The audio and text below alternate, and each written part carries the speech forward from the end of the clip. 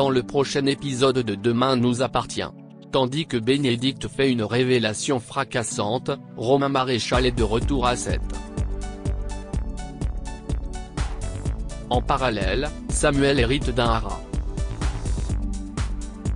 Attention, les paragraphes qui suivent contiennent des spoilers sur l'épisode de Demain nous appartient diffusé demain soir sur TF1. Si vous ne voulez rien savoir, ne lisez pas ce qui suit. Vendredi 8 juillet dans Demain nous appartient. Bénédicte fait une révélation fracassante. Robin a été placé en garde à vue. De son côté, le commandant Constant interroge Alex et Chloé afin de voir avec eux certains points de l'agenda du fils Bélanger. Si ce dernier était au cinéma le jour où le parc à huîtres a été saboté, il a également découché le soir de l'accident de Judith. Chloé évoque ensuite le fameux coup de fil de son beau-frère ainsi que les propos qu'il a tenus auprès de son interlocuteur. Judith est quant à elle sortie de l'hôpital. De retour au mât, elle apprend à Jordan que son oncle est en garde à vue.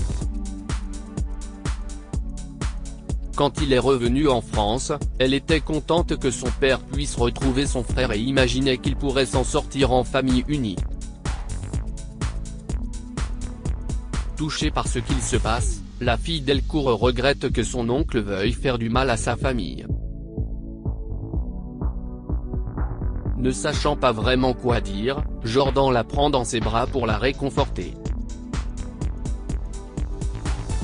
Au commissariat, Robin est interrogé par la police et assure n'avoir aucun intérêt à faire couler le mât. De plus, il affirme qu'il était au cinéma le soir où les câbles du parc à huîtres ont été sectionnés. D'ailleurs, Robin indique qu'il n'aurait jamais pu couper des câbles avec sa capsulite à l'épaule. Quant à l'accident de sa nièce, il précise avoir pris une chambre d'hôtel en ville pour retrouver d'un peu d'intimité. Comme Martin a découvert qu'il était au téléphone avec le standard de l'hôpital Saint-Clair lorsque Chloé a surpris sa conversation, Robin fait croire qu'il a passé tellement d'appels ce soir-là qu'il ne s'en souvient plus. Pendant ce temps, Bénédicte s'occupe de Karim à l'hôpital quand celui-ci reçoit un appel de Georges qui lui apprend que Robin est en garde à vue et qu'ils ont l'intention de le réinterroger dans l'après-midi pour le faire passer aux aveux. Une conversation qui semble perturber Bénédicte. Non loin de là, Alex n'arrive toujours pas à comprendre comment son frère peut lui en vouloir à ce point. Le vague à l'âme, l'ostréiculteur réalise qu'il est en train de tout perdre. S'il s'en veut d'avoir emprunté de l'argent à sa femme, Chloé ne regrette pas une seule seconde d'avoir donné une chance à son projet. Pour sauver l'affaire familiale, les Delcourt doivent désormais trouver de nouveaux clients. Heureusement, Noah a pris les devants en faisant goûter les huîtres Delcourt à l'un de ses anciens clients qui a plusieurs stands sur les marchés de la région. Comme il a aimé, le jeune homme pense qu'en négociant les prix, il viendra s'approvisionner chez eux. Judith le remercie alors chaleureusement et se dit heureuse de l'avoir à ses côtés. Pour sa part, Noah jure qu'il ne la laissera jamais tomber, ni sa famille d'ailleurs. En parallèle, Robin est une fois de plus interrogé. Même si les registres de l'hôtel confirment qu'il a bien passé la nuit sur place le jour où le ponton du mât a été saboté, l'établissement est malheureusement pour lui équipé d'une réception automatique sans réceptionniste. Le check-in et le check-out se faisant sur une borne, Robin aurait donc très bien pu s'enregistrer à 19h30 puis ressortir de l'hôtel pour aller saboter le mât avant de rentrer dans sa chambre sans que personne ne le voie. C'est ce qui s'appelle se fabriquer un faux alibi. Robin a beau jurer qu'il n'a pas quitté sa chambre d'hôtel, personne ne peut le confirmer. À l'hôpital, Étienne attend sa femme à la sortie du travail pour lui parler d'une idée qu'il a eue pour leur couple. Il faut dire que depuis que leur fils a raté son bac, il traverse une crise. Étienne l'invite donc à partir pour un petit week-end romantique, ce qu'elle accepte. Quand il lui propose d'aller boire un verre pour en discuter, Bénédicte décline, prétendant avoir le pot de départ d'une collègue. En réalité, Bénédicte donne rendez-vous à sa belle-sœur au Spoon. Sans attendre, elle informe Aurore que ses collègues font fausse route sur l'affaire Delcourt et certifie que Robin est innocent. Elle en est d'autant plus convaincue qu'elle a passé la nuit avec le frère d'Alex les soirs des 2 derniers sabotages. Romain Maréchal est de retour à cette. Sofia est en retard et n'a pas le temps de prendre le petit déjeuner en famille. Après avoir avalé une tasse de café en vitesse, elle s'en va retrouver ses amis pour bruncher. Persuadée que leur fille leur cache quelque chose, Aurore imagine qu'Adrien est revenu, mais Manon garantit que leur histoire est définitivement terminée. Malgré tout, la policière n'en démord pas et sait qu'un garçon se cache derrière tout cela. Aurore et William tentent donc de soutirer des informations à Manon, mais elle refuse de trahir le secret de sa sœur. En effet, Sofia a menti à sa famille puisque ce n'est pas des amis qu'elle va voir en ville mais Romain Maréchal qui débarque tout droit de Londres. Ce dernier avait squatté l'appartement des Donnier avant de faire un tour par la case prison.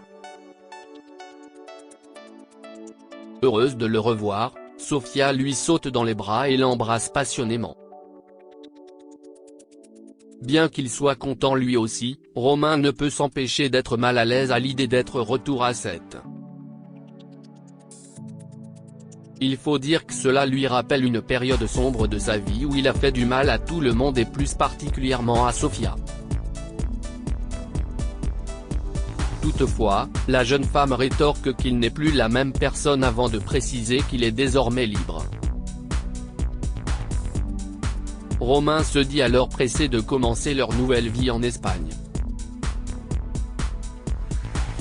Par la suite, il retrouve Samuel au Spoon pour déjeuner.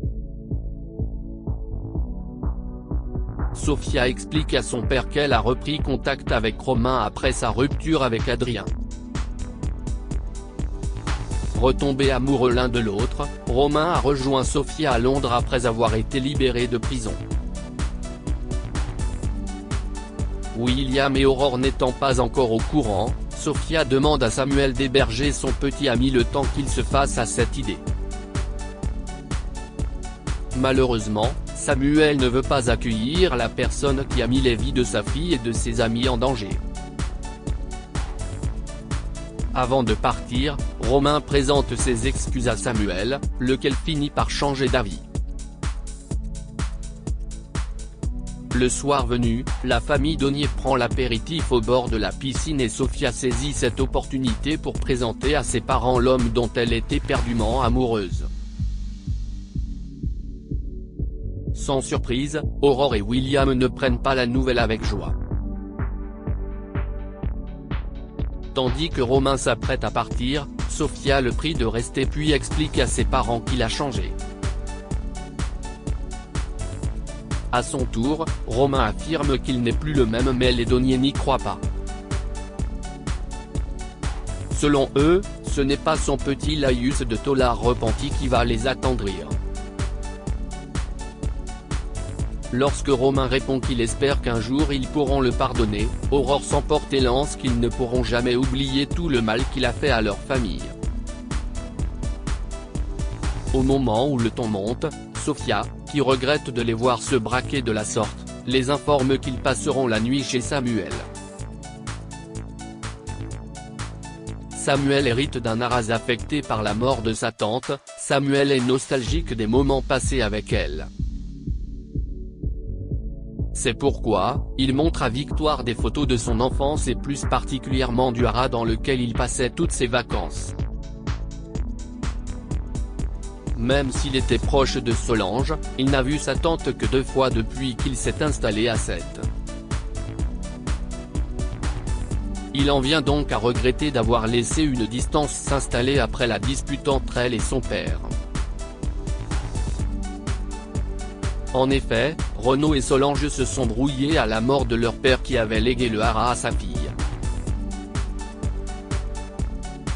Une décision que le docteur Doumaz a très mal prise. À l'hôpital, Victoire présente ses condoléances à Renaud. Bien que le décès de sa sœur soit un véritable choc pour lui, le docteur Doumaz indique cependant qu'il n'était pas proche d'elle. Au moment où elle lui propose son aide pour les obsèques, il reçoit un appel du notaire qui demande à le voir avec son fils au plus vite. Sur place, la notaire procède à la lecture du testament.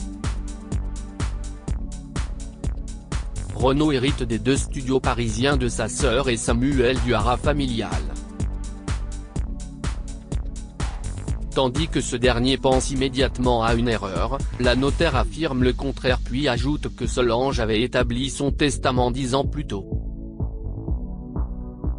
Renaud se dit alors ravi que le haras de son père revienne à son fils. En fin de journée, Victoire, Samuel, Renaud et Marianne prennent l'apéritif et Samuel explique qu'il ne sait pas quoi faire du haras. S'il n'a aucune envie de se séparer de cet endroit qu'il aime tant, il n'a pas non plus envie de le gérer. En regardant des photos, Marianne tombe sur un portrait de Diane, la protégée de Solange. Samuel raconte qu'il était très ami avec elle à l'époque où elle travaillait au haras mais qu'elle est partie du jour au lendemain il y a une dizaine d'années. Lorsque Samuel s'interroge sur les raisons qui ont poussé sa tante à parler d'elle avant de rendre son dernier souffle, Renaud rétorque qu'il n'a pas envie de ressasser le passé.